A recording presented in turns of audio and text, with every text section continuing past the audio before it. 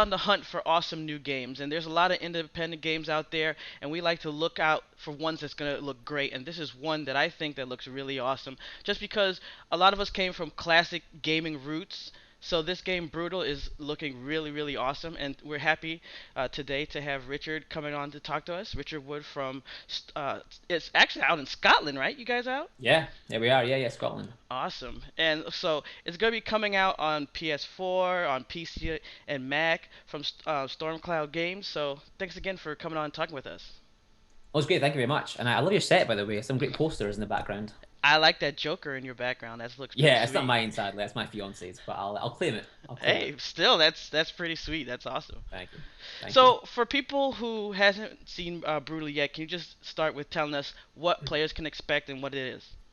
Yeah, sure. So the big question, basically. So yeah, Yeah. but not a problem. So we've been kind of describing Brutal as a 3D reimagining of classic ASCII games. So basically, it's a roguelike or kind of dungeon crawler where you'll spawn into level one of the dungeon and you've got nothing but your bare fists and a torch.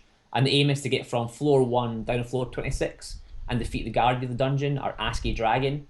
Along the way, you will find weapon codexes, so blueprints for crafting weapons. You'll find our ASCII letters, which are like our building blocks of the world, and these make you allow you to build the weapons. You can brew your own potions. You can find armor. You can level up skills through an XP system. Obviously, you'll fight a lot of enemies, like a lot of enemies. Yeah. And it is a true roguelike in the sense that when you die, that is it. You'll start again. But we do have sort of two mechanics in place to kind of help players out a little bit. One, you can save the game. So if you play for 2 hours and you kind of go, I'm a bit tired now, I want to stop. A lot of games you have to start again. But with our game, you can save it right there, take a break, come back tomorrow or whenever, and carry on your progress. And we also have what we call an offering to the gods system, where you can collect this loot in the game and you can offer it to the god at these god altars. And if you offer an amount they deem acceptable, they will give you an extra life. So when you die, you'll respawn at that exact point. Now, obviously, with our game, everything is randomly generated. So the levels, the enemies you'll find on those levels, the loot you'll receive, the weapons you'll find, everything's all random. But so is the gold amount as well. So you've got to kind of decide, do I offer a lot now and risk losing that money? Or do I save the money up and wait till a later level and then offer more of it when I'm guaranteed a chance to get an extra life? So yeah, it's kind of an action-based, button mashing roguelike where you'll be progressing through multiple levels. Yeah, I really like the idea of, you're going through it and it's difficult because a lot of games nowadays they seem like they have to cater more to make it simple, and you keep hearing people saying, "Man, I want this game to be harder. I want games to be more difficult." So I like how you have that good mix between it having the permadeath, but you can save because it's true. If you're playing a game for a long time and you're up to your full skills, but then something happens where you have to go somewhere, that's not really your fault. Yeah. So you still you're able to keep both things together, which is really sweet. Exactly, yeah, yeah. And it's so hard because, I'm a gamer myself and I get the game a couple of hours a week. Maybe more than that, but now and again, it's quite sporadic. So I want a game where I can jump in, make progress, and jump out again. So I think as game developers, you need to make games that you want to play as well. So that kind of fits our skills as well. And the other thing we do have in the game, I should have mentioned, sorry, is that we've got two-player couch co-op, so local co-op, and we've also got a dungeon creator, so you can make your own levels and share them online for friends or anyone to download and play, which add more depth to the game, hopefully. Yeah, I always liked the idea of being able to create levels. I mean, even Yeah. going back to like StarCraft, Warcraft, when people used to, Yeah, put yeah. together levels and stuff like that. So that's really sweet. I also really like when I read about the potion system, where when you create potions, it's like, okay, this time a green potion might be poison, but then next time it might be health. So you never know, and you either have to take the risk of drinking it, or you throw it on an enemy to test it out. I think that's really sweet. Yeah, yeah. No, it's that's one of the systems that these kind of older games had. It was kind of a classic system in that whenever you played the game, everything randomized, and we tried to keep as many of those core systems as possible, and that was one of our favorites. In that it means that if you do play the game again and again, it's always fresh. So hopefully I can add more playability to the game long term. Now, the only thing I ever saw, like when I looked at different reviews and I saw like I saw an interview of yours on PlayStation Lifestyle, And Okay. the only thing that people said was, "Oh, it doesn't have a story." But a lot of these older games, if you really think about it, they barely had like a drop of story, but you remember the gameplay. It's like, for instance, Yeah. like even Bad Dudes. I was thinking about that game the other day. It's like, sure, you're saving the president, so that's a story, but you remember the gameplay. You remember fighting ninjas and going through that. Can you just talk about how for your game it's about the gameplay, the crafting system, that, having some deep story is not necessarily required? Exactly. I mean, I think that it's a kind of a there's kind of two avenues you go down. You do have a lot of great games of story out there at the moment, Firewatch and Gone Home and a whole bunch of others. But for us, it was more about that sort of jump in, play a game, kill some enemies, make that progression, more mechanics based than story based. And these games have got good mechanics as well, don't get me wrong. But for us, it was more the sense of you're feeling like you're getting better. I think in a lot of roguelikes, you'll jump in, you might get to level 5 in our case, you'll die, but you'll realize, okay, cool, I did this wrong, but my next playthrough I'll do this. So it's kind of about that, the idea that you're yourself progressing in the game, you're getting better skill wise, and that's sort of the progression. So yeah, definitely no story other than get from floor 1 to floor 26 and defeat the sort of emperor, if you will, of the dungeon. But it is purely mechanics based and progression, and it's just meant to be sit down, have some fun, spam your abilities, kill some enemies, and just kick back and enjoy a video game. So it's kind of, as you say, old school in that sense. Yeah, like I think about like Magic Sword. It's like you had all these different swords. You would go save people from the dungeon, and you went through, and it was kind of like the same. You were climbing up to a goal, but you had Yeah, fun in the gameplay. And I think that a lot of old school people appreciate that as well. It's like, sure, there's some great stories out there as well, but the gameplay is really important because there's some games that could have all story and no gameplay. Could you just tell us about maybe the classic gaming roots? Is like other people at Stormcloud, did it come from like a classic gaming? I know that you referenced even the design. Some people thought it was Tron yeah. inspired, but it came from a lot of influences. Can you talk about that? No, of course, yeah, definitely. So the company founder, Frank, he wanted to make an ASCII game because when he was growing up, he played a lot of these titles, Brogue and NetHack and Rogue and anything similar to that.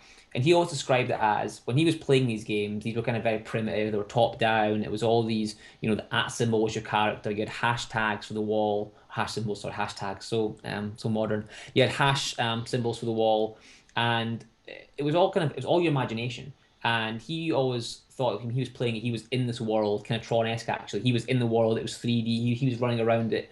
Because I think back then, and even now for a lot of games, it is your imagination that takes over. You can be playing a very simple and primitive game, but you can really fall into it and just imagine there's more going on. And the idea was to take that sort of childlike imagination and try and recreate it into sort of a more modern game. So it really was those classic roots of, again, Brogue and Rogue and NetHack, these classic ASCII roguelikes and dungeon crawlers, and trying to reimagine that and what that would be like now with the power of PCs and PlayStation and all these kind of modern platforms and development techniques and development engines like Unity, which allow you to create a game very quickly. So it really was about the games that we grew up playing. How can we reimagine them and make them again without just doing the same thing over and over? How can we kind of put our own spin on it? And that was sort of the bringing that art style to the more kind of modern 3D look and approach. Can you tell us a little bit about the combat style? Because since that's a big part of it, you have like the mage, you have like the warrior fighter guy. Can you tell us about what it when you're choosing that based on your play style and the weapons you'll be able to use and craft? Yeah, of course, definitely. So we've got four main classes in the game. We've got the warrior, and the warrior is kind of your tank character. He's got a lot of health. He does good damage. He's very slow. So if you've got a lot of enemies swarming you, you can't really jump and run away that quickly. But you can take more hits and you can deal more damage. So that's his kind of main ability. You've then got the mage, who's on the opposite end of the spectrum. He's got lower health and he deals less damage, but he's got this magic staff he can use to fire ranged abilities at enemies. So he doesn't want to be too close to the fight. He can be, if his mana runs out, he can get in there with his fists and start punching, but he wants to be further away. You've then got the Amazon and Ranger, who are kind of similar. The Amazon is a very fast character. She just kicks, which gives her a bit more range on her physical abilities. She can jump in and out of battle a lot faster. Whereas the Ranger is kind of in between the Amazon and the Warrior. He does decent damage, he's got decent health, but he's not that quick. So he's kind of like the happy medium of those two characters. In terms of weapons and what you'll find, we've got 15 different weapons in the game. We've got three of each category. So there's short sword, long sword, hammers, spears, and bows. And these are all randomly placed throughout the world. So on your first playthrough, you might find a hammer on level 1 and a bow on level 5. It's all dependent on that random generation of the level. And each of these can be enchanted as well. So once you find the recipe, the codex for the hammer, let's say, you then got to collect the letters to build it.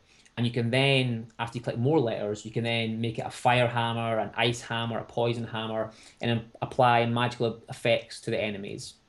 So it's kind of that classic, kind of like Diablo was and still is actually, where the more you search the environment, the more you destroy things, kill enemies, level up, the more rewarded you'll be. Now you can, if you want to, avoid all that and just run through the game, try and speedrun it. But it'd be a lot harder if you're doing that. That's a challenge and a cool thing to do. But you're definitely rewarded, sorry, for actually searching the level and finding all these and weapons and so forth. In terms of how the combat works, every character's got kind of a three-button combo for standard attacks. You've then got on top of that every weapon has got a special ability, be it crowd control, be it knockback effects, be it sort of, damage in a radius. Every weapon's got a different sort of speed that you can use it in. So, if you've got a lot of fast enemies, like our dwarfs in our game are very, very fast. If they're all chasing you and hitting you really quickly, the Warhammer, which is very slow, isn't the best weapon to use against them, whereas the short sword, although it does less damage, it's a lot quicker and can interrupt them a lot more.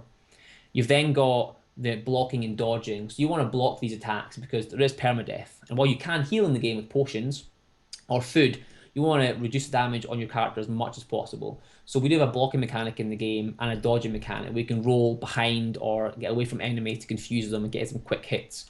So it is sort of that more arcadey, kind of quick button mashing combat that, again, at least all the games did have. And it is kind of more, not Twitch based, that's the wrong way to describe it, but it is kind of button mashy and kind of getting enemies' faces and kind of, the combat is very important to the game. It is a combat driven game. So of course with PC Mac, that makes sense seeing it come out. What was part of the decision going with PlayStation? Yeah, sure. So, I mean, it's quite an interesting story, actually. The team came up with the concept of the game and they made a quick sort of prototype and a demo video of how the game could play. And it so happened that the Frank, our managing director, was down in Brighton. I think it was I can't remember what it was called, the conference, but it was a conference for game developers anyway. And he was down in Brighton, and he was talking to some of his friends in there, and they said, "Oh, this game looks great. Why don't you email it to Sony? They're really big in indies right now, and they could be, a champion of your game." He thought, "Well, why not? It won't cost us anything. Let's try it." So he emailed the trailer and the demo to Sony. I think he said roughly 2 p.m. in the afternoon.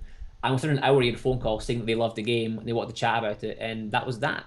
So within, an email that he sent by chance, wasn't meant to be, so to speak, was picked up on by Sony, and they really liked the game, the concept, and the direction it was going in, even before there was an alpha or any substance to the game, if you will. And we partnered immediately, and they kind of helped us get the game out there. Obviously, we're at PSX in December, and they kind of gave us that initial big push, which is fantastic. And yeah, it all came from that. So they've been really, really good to us in terms of not just obviously partnering with us to put the game out there, but also in promoting the game and just helping us along the way with their back end services and some of their different third party stuff they've got going on. Very cool. A lot of times people like American gamers, they get caught up in just their own world. So it's kind of interesting when you get to talk to different people about like what gaming is like in other places. In Scotland, can you tell us like about the gaming community out there? Yeah, sure. It's cold, first of all. Very, very cold and wet. No, Scotland's quite interesting because, many years ago we had Lemmings and Grand Theft Auto all came out of Scotland, and Scotland was kind of seen as this pioneering place for video games, and then for whatever reason, Scotland kind of went quiet for a while. I mean, we did Crackdown, which obviously was a great game, Hmm. but generally speaking, we kind of went quiet for a while. You saw places like Canada is just an amazing hub for game development and games right now, and I think in Scotland the aim was to always be there, be like that. But for whatever reason, I can't really put my finger on it. That kind of dropped off a little bit. But I think over the last few years, there's been a resurgence in Scotland, especially on the mobile side. There's quite a lot of great mobile companies here. But we're starting to see more and more. great kind of console or PC games come out. We've got ourselves, obviously. That's a given, hopefully. You've got Crackdown 3 getting developed here and in England as well. And you've got a game called Monstrum that came out last year that was an indie title. It was kind of a horror indie title that came out of a bunch of students from university. It's on Steam right now, and it's a VR game as well. So I think there's this kind of nice momentum in Scotland, Dundee especially for VR, where there's just a lot more developers making things. We just got a new studio opened up in Stirling who are working on a flight simulator.